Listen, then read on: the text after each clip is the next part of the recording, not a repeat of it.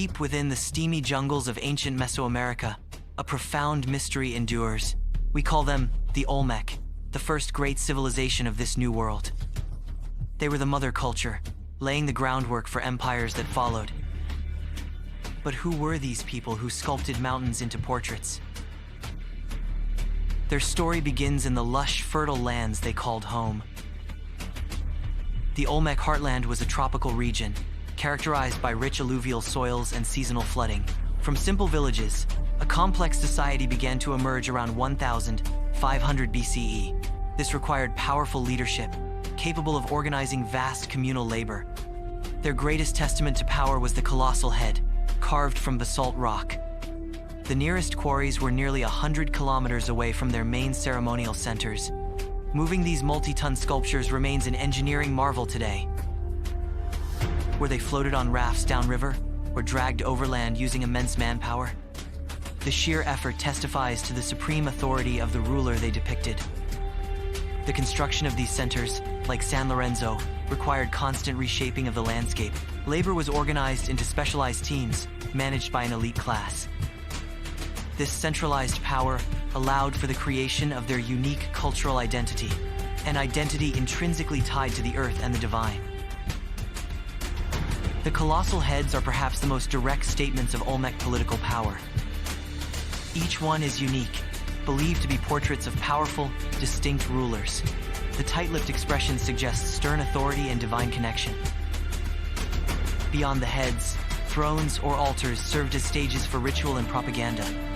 These thrones often depict mythological scenes or the ruler communicating with supernatural forces.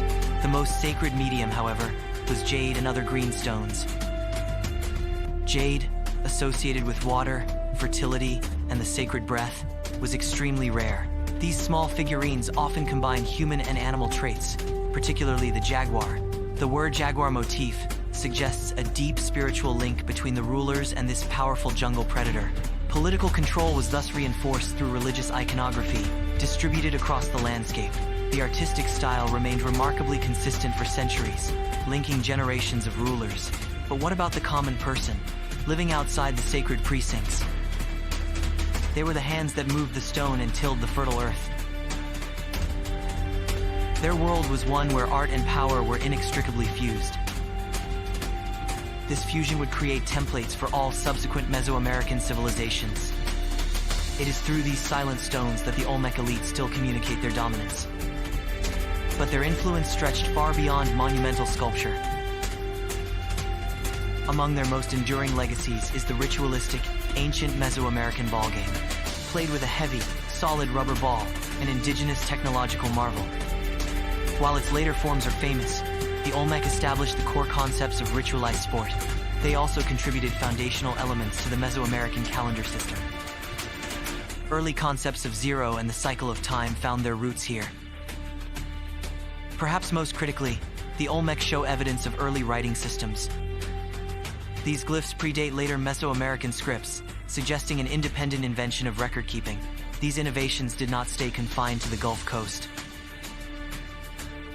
Olmec-style pottery and motifs appeared hundreds of miles away.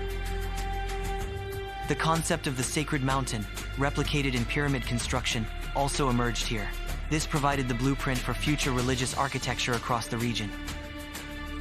Even their artistic preference for the downturned mouth echoes in later artistic traditions. The Olmec established a shared religious and political vocabulary for centuries. Trade networks were essential to sustain this complex system. They acquired materials like serpentine, magnetite, and obsidian from distant sources. This interaction wasn't always peaceful. It established hierarchies of influence. The establishment of elite centers dictated cultural flow. The legacy of their ingenuity is foundational. The environmental collapse may have led to internal conflict over dwindling resources. Or perhaps outside groups gained strength, eventually overwhelming the Olmec authority. Crucially, the Olmec people didn't vanish entirely. Their ideas simply moved on. Their artistic styles, their religious cosmology, and their focus on rulers persisted. The Maya, the Zapotec, and the later Teotihuacanos all built upon this first foundation. The very concept of structuring urban ceremonial life around monumental architecture was their gift. Even the symbols associated with divine kingship have Olmec roots.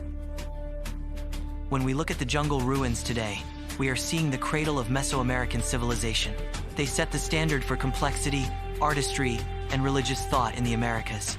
Their names are lost to history, their specific stories obscured by time and conquest. But their influence remains etched in the landscape and the cultural DNA of the region. The massive effort to carve and move basalt speaks of a society that believed deeply in its purpose. It was a culture built on agricultural surplus, rigid hierarchy, and sacred art. We may never know the exact language they spoke, or the names of the rulers depicted, but the echoes of the Olmec reverberate through every pyramid and every ritual game played since. They were the originators, the shapers of a continental tradition. Their enigma forces us to reevaluate the timeline of complexity in the ancient Americas. The mother culture remains silent, yet speaks volumes through stone. We must continue to listen to the foundations they laid. Their legacy is not just in what they built, but in what they inspired others to build. From the basalt of the mountains to the jade of the underworld. The Olmec defined the visual and spiritual language of the first great Mesoamerican world. Let us look closer at the specialized artifacts recovered from ritual caches. The sheer artistry in these small pieces suggests a specialized artisan class. Consider the ceramic figures, often depicted in squatting or kneeling positions. These postures often symbolize submission, deference, or deep meditation. The famous baby face figures may represent deceased infants or powerful ancestral spirits. Their depiction is distinctively non-aggressive, perhaps indicating a role in nurturing or transition. In the political sphere, the throne served as the visual anchor for authority. The figures emerging from the niche often symbolize birth, emergence, or the ruler's access to the underworld. The massive size of the heads ensured visibility across great distances within the center. They were not merely statues, they were permanent, territorial declarations of identity. The intentional mutilation of monuments upon abandonment is a powerful clue to their fall. This suggests a rapid ideological shift, perhaps a rejection of the deposed ruling class. The movement of the centers themselves from San Lorenzo to La Venta shows adaptation, not sudden collapse. La Venta, with its massive centrally planned pyramid mound, marks the zenith of this refined phase. Here, the basalt heads were intentionally buried beneath the earthen mound for preservation or ritual closure. It's a deliberate act of sealing away a past era. This transition suggests an evolution of power, perhaps less dependent on individual, specific portraits. The influence of the jaguar motif is seen even in portable art. The jaguar represented the terrestrial realm, the darkness, and potent supernatural power. Contrast this with the emphasis on maize, linking the ruler to fertility and sustenance. The Olmec synthesis of earth, animal, and divine power became the template. We see evidence of ritual bloodletting implements, though often debated. These acts solidified the covenant between the ruler and the supernatural forces sustaining life. The spread of the ball game meant the spread of Olmec philosophical concepts of duality and opposition. In every major successor culture, the shadow of the Olmec giant looms large. Their greatest decline seems to be a slow fade rather than a sudden catastrophe. By the time the Great Classic period bloomed elsewhere, the Olmec had already passed the torch. But the mystery of those faces endures, drawing us back to the beginning. They remain the silent authors of Mesoamerica. The foundational work was done here, in the humid lowlands. Their stone portraits serve as the ultimate historical anchors.